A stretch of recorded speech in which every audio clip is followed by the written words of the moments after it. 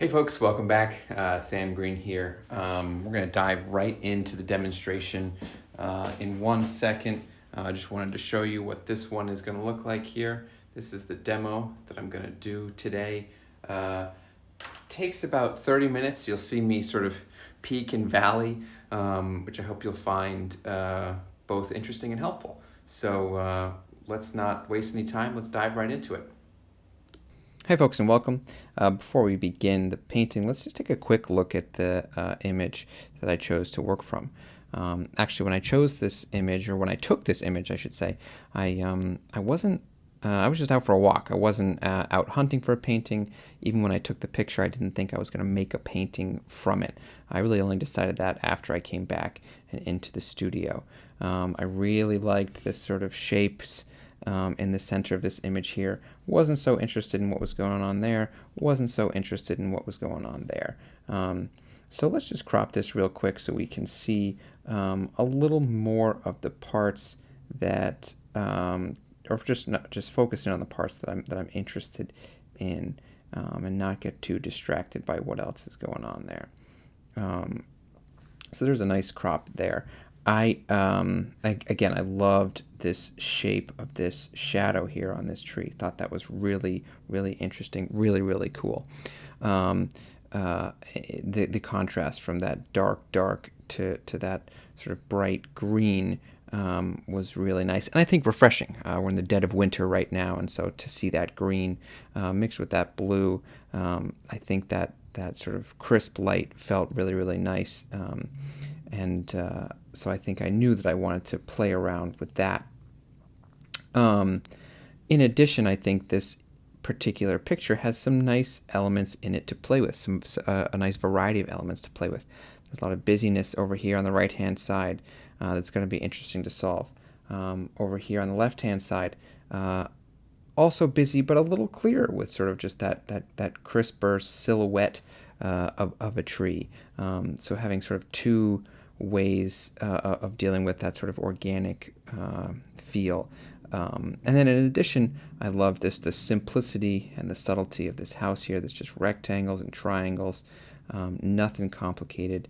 That structure is so simple. The window practically in the center of the building that's shown there too. Another nice clean window right in the front here. So those shapes are so simple, and I think can be really, really fun to deal with because you can define so much with so little.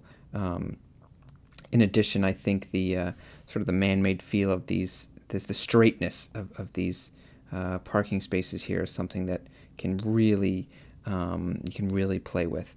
And lastly, before we begin, I think that I really loved the sense of the sort of shallow space in this image.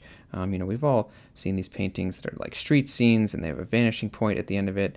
And big things are in the front, and then as we go back in space, it gets smaller and smaller and smaller. This is not that kind of image, and not going to be that kind of painting. The distance between this tree and this house here, that distance is very, very shallow, very, very short. And so playing with that space is going to be really interesting. I'll point this moment here out on the fence with the shadow from this tree casting onto the fence there. That's such a shallow space, but I think it's going to be important to show that this is in front of that. And so I think there's lots of little subtle things to play with in this image that will be really, really fun. So without further ado, let's get right to it. To start off, let's take a look at my palette here. My palette's made up of burnt sienna, alizarin crimson, naphthol red light, cadmium yellow medium, yellow ochre, cadmium yellow light, green gold, sap green, viridian green, ultramarine blue, cerulean blue, titanium white, and a mixed gray. And the mixed gray is just whatever I had on my palette previous. I just mixed it into a neutral gray. It's a good way to save up, save your paint, and also have like a nice, really pigment-full gray. So to start this image, again, let's think back to what I was originally drawn to, which is that really harsh contrast, that really awesome dark shape of that tree kind of in the front and center there. I think composition is going to be something I'm going to have to play with a little bit in this image, but I don't want to branch out too quickly with other things that I sort of think I might be interested in. Like, I want to stick to what I was most drawn to about that image, and it was that contrast. So you can see me mixing really a lot of paint here. I like to have a long straight edge palette knife and really get a good amount of paint going there. So I sort of have a light green, very sort of saturated green, and then a dark green. And then here I'm mixing a little bit of a neutral, like a neutral brown, or almost a purple.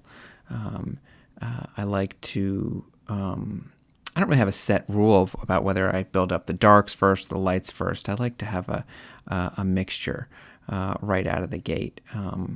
But as you can see there, I'm sort of building some darks. Another thing you'll see me doing throughout this is I have a glass palette and a razor scraper, and I try and keep my palette relatively clean. As I get working, you'll see that I lose that quickly. It gets messy. That's normal because I kind of get into the painting and not so much into the mixing. But I like to start with a good amount of colors and enough paint on my palette that I can just kind of paint for a little while without really worrying too much about mixing colors. And then here what I'm going for is kind of like a cool gray, kind of like a mid-tone gray that I'll set up. I think it's probably anticipating that pavement color there in the front. And this, as soon as I realize that I'm mixing this mid-tone, it's causing me to want to do another sort of mid-tone color, which is, I kind of feel like I need an in-between green here. As you can see on my palette, I have that super dark green, and I have a super light green, but I need sort of something in between, I feel like. So I'm going to gather, let's see what I have here. I have some sap green and some cadmium yellow light, which is just like mixed with actually some of the sort of residue of the gray, the neutral gray that was there before, mixed with a little bit of viridian there to kind of cool it down. Both sap green and cadmium yellow light, that's a very warm mixture, so just to cool that down a little bit. I'll probably use it for my shadow more than anything else. But let's dive into the painting and see how it goes. This in many ways is my favorite stage of painting, because you just get to get to slop paint on there. I'm using Arches oil paper, which is a really great surface to use. It's very absorbent, which can be good or bad, but it's a property that's sort of necessary to know when you use it. You'll see me diluting the paint a little bit with some Gamsol here, not a lot, but certainly in these early stages, I use a lot of Gamsol to kind of dilute that paint and then build up the thickness as it goes on. And right now I'm focusing on kind of composing it out a little bit, painting some of the shadows. But as you can see here, I'm mixing that's actually the pavement color there.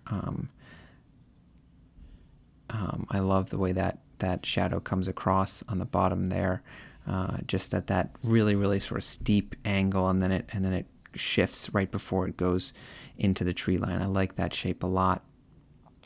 And just like I said, what I'm interested in is this kind of zigzag shape of this shadow, and really don't want to wait too long to sort of put that in and put that down.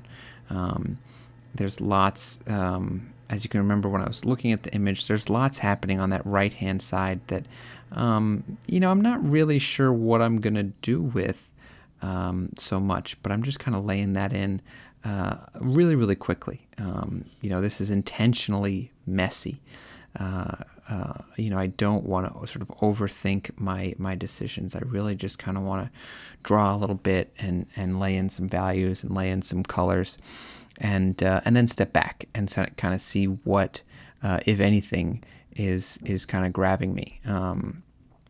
And so if you're thinking to yourself, gosh, this doesn't look like a whole lot right now, I'm thinking the same thing as I'm working on this, is that I'm trying to make something, something that I can grab onto. So something that grabs me. But my way of doing that is to sort of work very quickly and directly right out of the gate, and then step back when I need to. Right now, I like.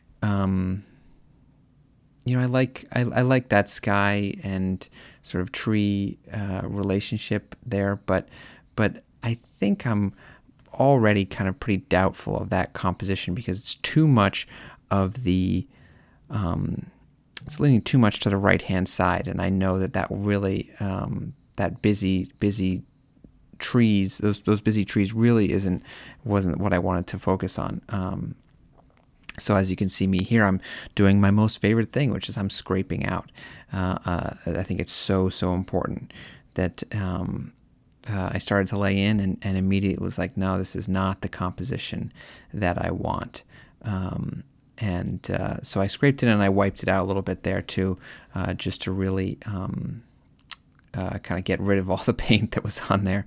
And I say all the paint, but really there's actually quite a bit left over, because that paper soaks in the paint so much.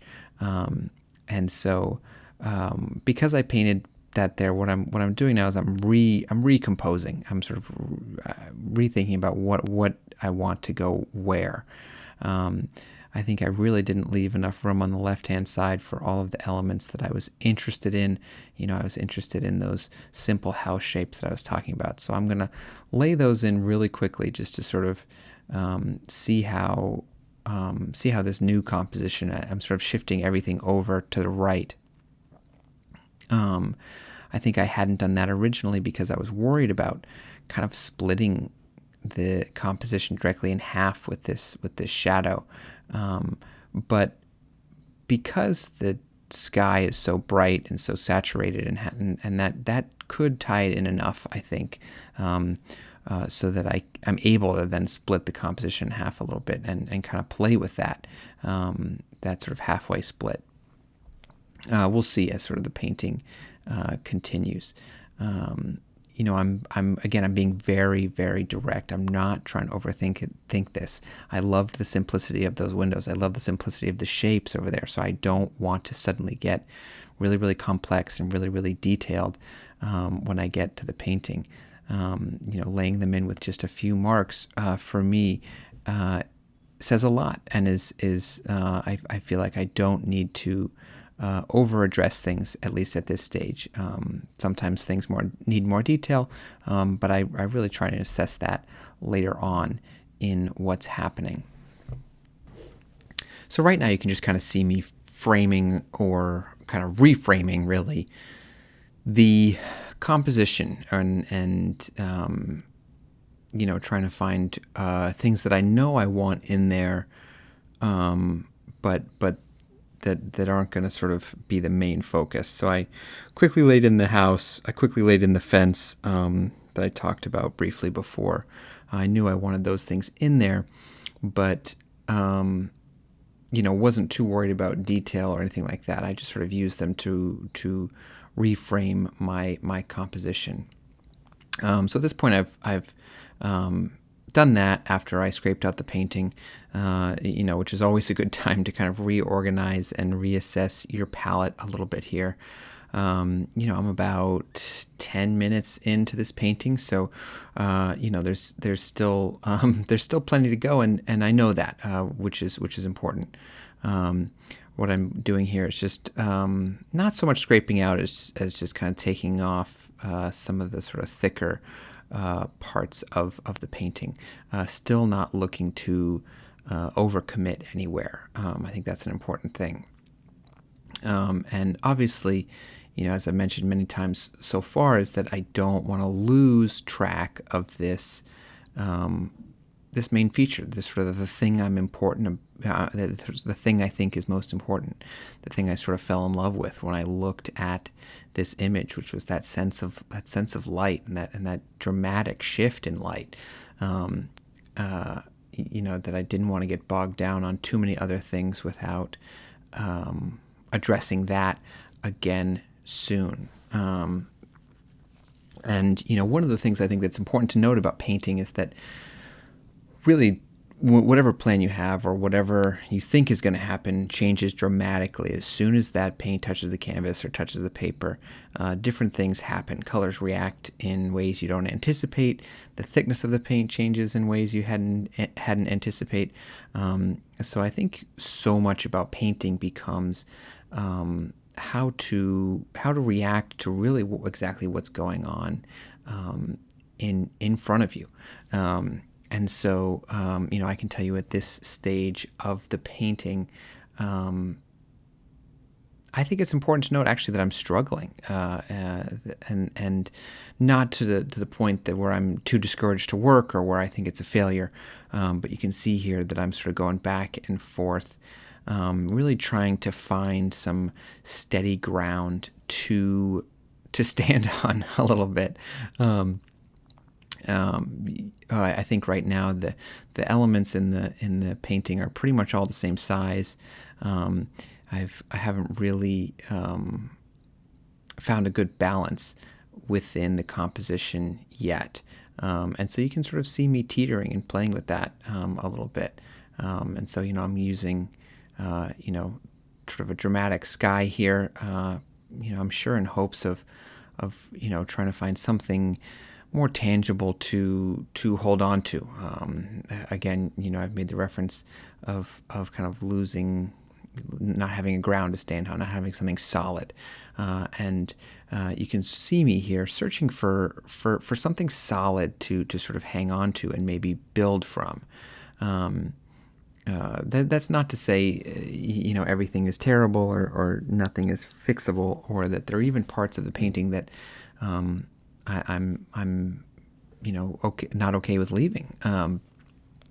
But I think it's definitely kind of hungry for some concreteness. But that's okay. That is, I think it's an important moment to hit in the painting. My favorite paintings that I've done have never been ones that have just been blue skies, pun intended, from the get-go. That it takes. I think it takes a bit of a roller coaster ride to get there. So as you'll see here, I'm coming back in with that palette knife. The palette knife is one of my favorite tools because it's an additive tool, meaning you can load up paint and you can apply paint with the palette knife, but it's also a subtraction tool, and you can take much of the paint right off of it. So you can see this is, I don't know if I'm scraping off the whole thing, but this is the second time that I've pretty much scraped it out. One of the things that I think is beneficial of that is it does leave a ghost image of what you've been working on. So it leaves sort of subtle details from your past marks, which I think is really nice. Because sometimes you can use those, and many times you can leave those. I'm coming in here now with a brayer or a roller. This is typically a printmaking tool, but it's a great tool for kind of laying in big, kind of messy, abstract marks, which I think is nice.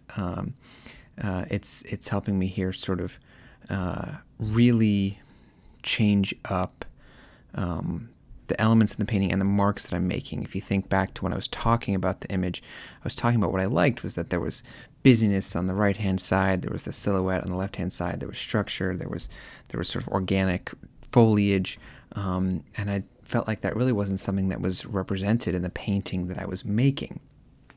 And so I came in there with a brayer as this large decision, bigger decision that's very different from all of the other things that are happening in the painting. And then as that happened, I think I realized that that hugely dramatic shift that was happening in the value between the dark tree and the light tree. I was making that so dramatic in the painting, and I decided in this moment to actually tone it down really slightly so that it wasn't, it was almost a black. It was a green black, but it was almost a black. And so I decided to tone that down and put in some of the details around that tree, almost like little marks of drawing.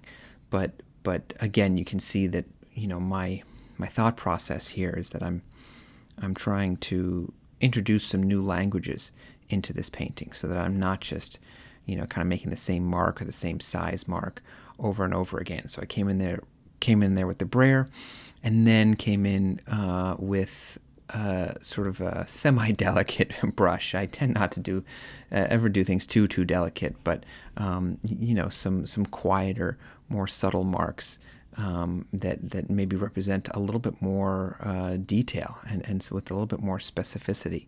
And immediately, as soon as I did that, you can see here that for me it started to improve the painting dramatically. That I started to be able to find that tangibleness, that sense of object, the sense of structure that I was really longing for previous, when I was just kind of making big gestural marks. I didn't have that, and when I came in there with that little brush and really slowed down, that really helped. I continued that a little bit in the sky, as you can see here, to I think to be specific about some of the tree shapes, so that it wasn't just kind of this amorphous paint mark, that I came in there with just a little bit of specificity.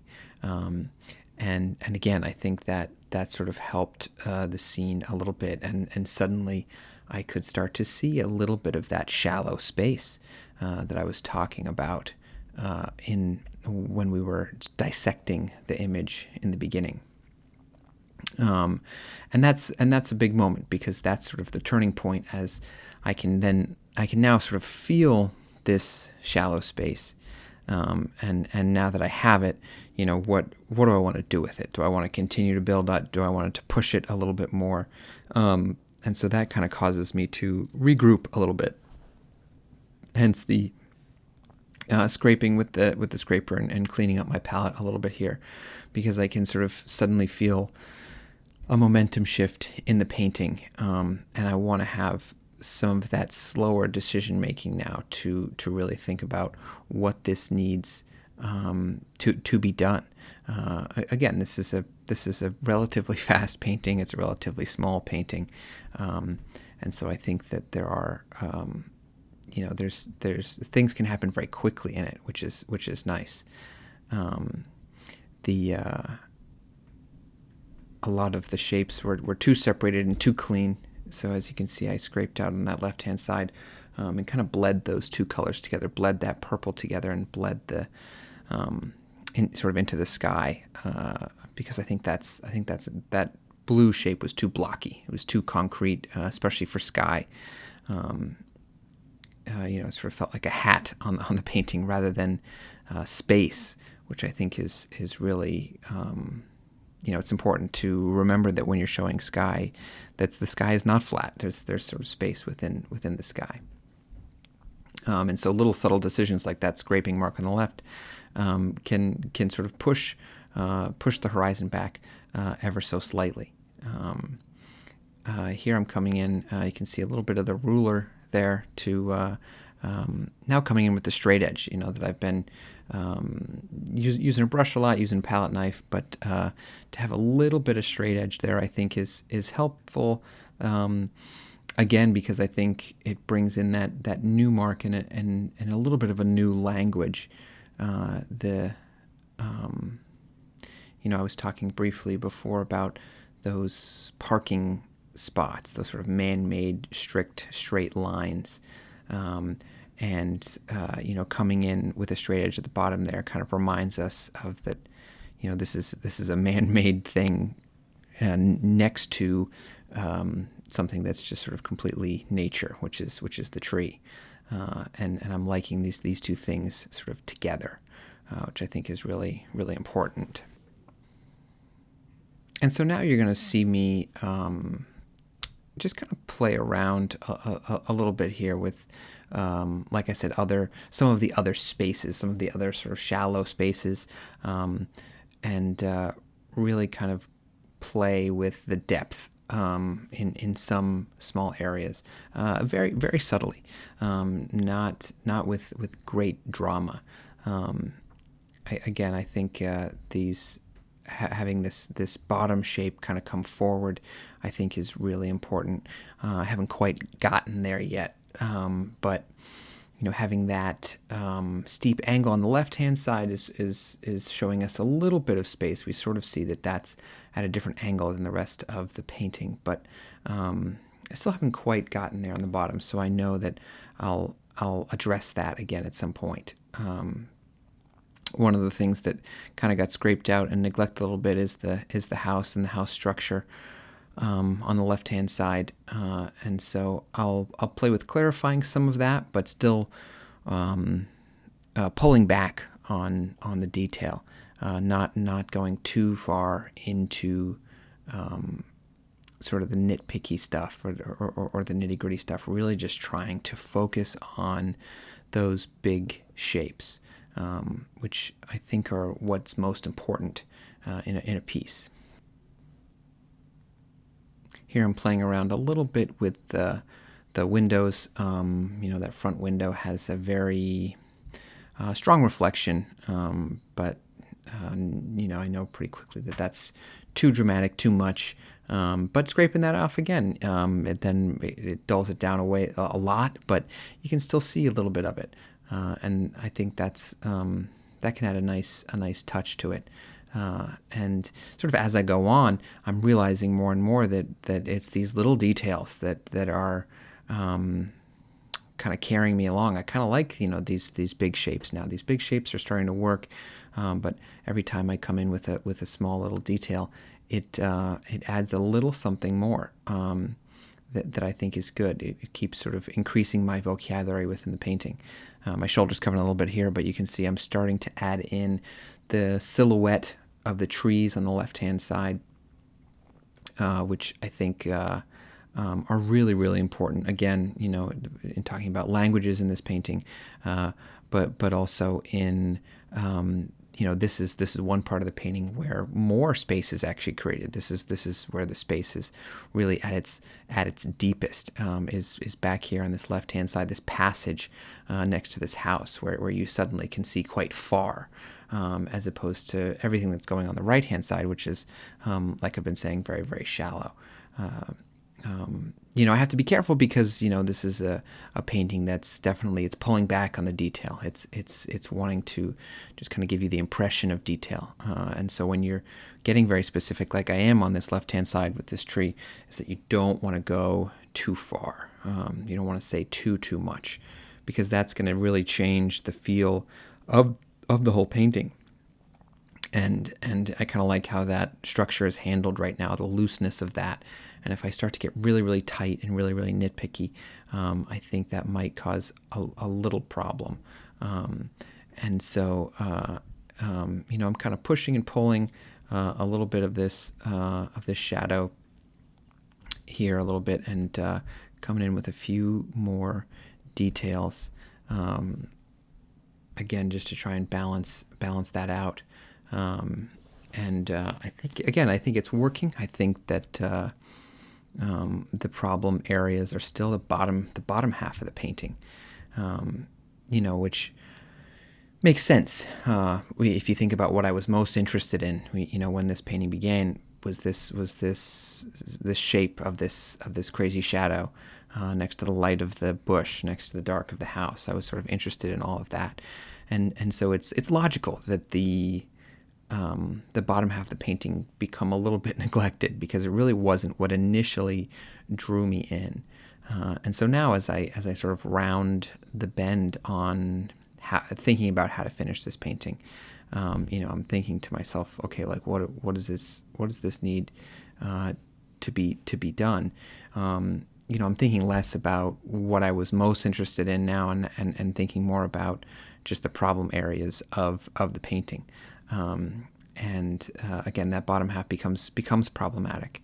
So I'm coming here again with a straight edge ruler, and just kind of quickly laying in. I think it's a piece of the it's some stonework or some sort of structure to contain the bushes and stuff. So I came in with that, but as soon as I put in the stone structure on the right hand side, I knew that I had to come in on the left hand side as well in the shadow and show a little bit of detail in the shadow. And as soon as I did that, I knew that that was sort of the grounding that this painting needed. That suddenly that red wall, or that sort of dark purple wall, had a ground to sit on. And the details and the shadows sort of came to life a little bit more, because the dark blue was in the pavement, the dark purple was on the wall, and the dark green was in the bushes. And so it really kind of separated those things just a little bit, and that was a really important moment, I think, for this painting. Adding a little bit more details surrounding the fence back here, which I'm just sort of cleaning up little areas, again playing with shallow depth, trying to show that there is something behind that fence as well, because you sort of get the sense of light and shadow surrounding the fence. That tree is sort of casting a shadow on the fence, but wanting to show a little bit of detail behind it as well. Again, where those two trees part and open up just a little bit, I think is a great moment to be specific, because you sort of feel that flatness there, which is very exciting. So as you can feel, or as I can feel, and as you may be able to feel as well watching this video, is that I'm rounding the bend on this painting. I'm sort of feeling like I'm feeling pretty happy with it, because I sort of stayed focused on what I was interested in, and I overcame a few of those hurdles that were bugging me about it really early on. And so what I'm doing now is I'm really just, I think I'm sort of looking for a punctuation mark to put on the painting. Adding a few more details, maybe cleaning up a few more areas here and there to not to perfect it, because I think that perfection is not a necessary or a productive goal, but to I think what I said helps, which is just sort of find that punctuation mark on the moment of completion a little bit. And so, that involves looking at some specific areas, pushing and pulling detail a little bit. One of the things I realized at this stage, and I was a little nervous about adding, was the chimneys on the right-hand side. And, this was such a different, this introduced a new color into this palette, this sort of salmon-y orange. And so I was hesitant to do it because it felt almost foreign, I think, to the language of what was happening. But as soon as I added it in, I was very happy, because it really started to make your eye sort of look around a little bit more, and to really think about space. That I could find my eye saying like, oh, does that orange fall back in space? Is that green in front? How far back does that go? Just playing with space, just really subtly, I think helps. Still kind of playing with this back area here. You've sort of seen me focus and revisit that a few times. I think it's I'm looking for some sort of resolution there. Again, I've been happy when I've been adding detail, but I'm really hesitant because I think too much detail is going to sort of throw the whole thing off. So I'm, sort of adding and then taking away detail to find that nice amount of balance. And actually concluded that this tree had a little bit too much. And so I came back in with the blue to sort of carve in and take away some of the tree that was there, and just kind of mess around with some paint marks, so that it again, it had that specificity in some areas, but wasn't really all in the same language, like the rest of the painting. I mean, so much of the paintings, it's been sort of scraped out and added on again and scraped out again, and came in with a brayer at one point and came in with a brush. And so all of these things, really, all of these languages really have to find a way to sort of harmonize together. And at this stage, I'm stepping back and I'm looking at it, and I am going to call this one done. And so here is the image properly photographed and hung. I hope you found this helpful and interesting. I think it's important to sort of see the struggle that I went through and then where I ended up. And overall, I'm really quite pleased with it. So hope you enjoyed it. Thanks so much.